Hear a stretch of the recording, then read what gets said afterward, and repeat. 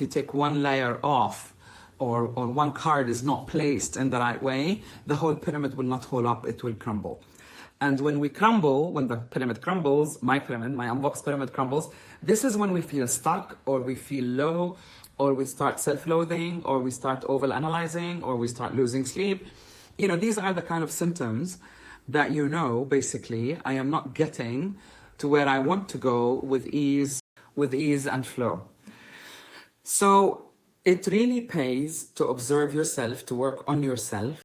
The second important point is sometimes what people say is really not meant to hurt. We all have a dynamic relationship with each other. We mirror each other. We project on each other. You know, we live in a holographic universe. We kind of reflect back what is good about us, what is bad about us, or what is stuck about us to each other when we interact with each other. This is how I've taught myself to see other people, what they do and what they say. As my teacher, my mentor used to say, if what they say is true, then they have served you, so work on it.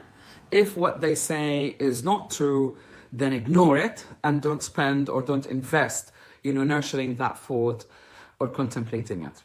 So when someone has done you a service by holding the mirror up, when you think someone has hurt you by holding the mirror up, they haven't. I meant to say they have really done you a service and you just want to hug them because they've helped you unbox something and release all this frustration that you're holding within yourself, within your body. And maybe that original issue that you're trying to resolve has got nothing to do with this new goal or new business that you want to set up, but it really does. Because all you need is one very thin string that holds you back like an elastic thing. The more you want to go further in life, the more that this string holds you back. And you struggle and you keep the tension and you don't know what's going on. So not to be afraid to unbox, not to be afraid to observe yourself, watch yourself, not to be afraid to kind of express who you are.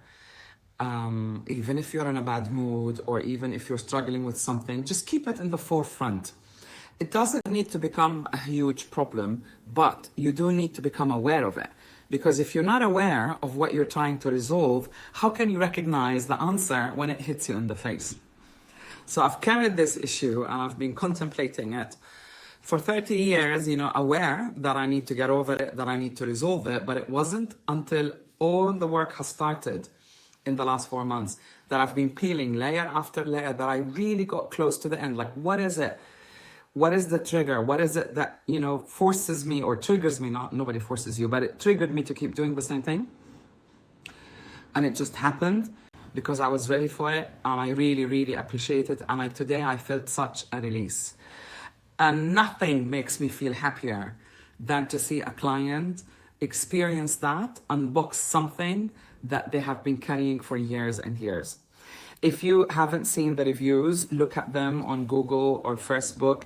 They've been very kind and I'm very appreciative of them giving me a feedback of their discovery session.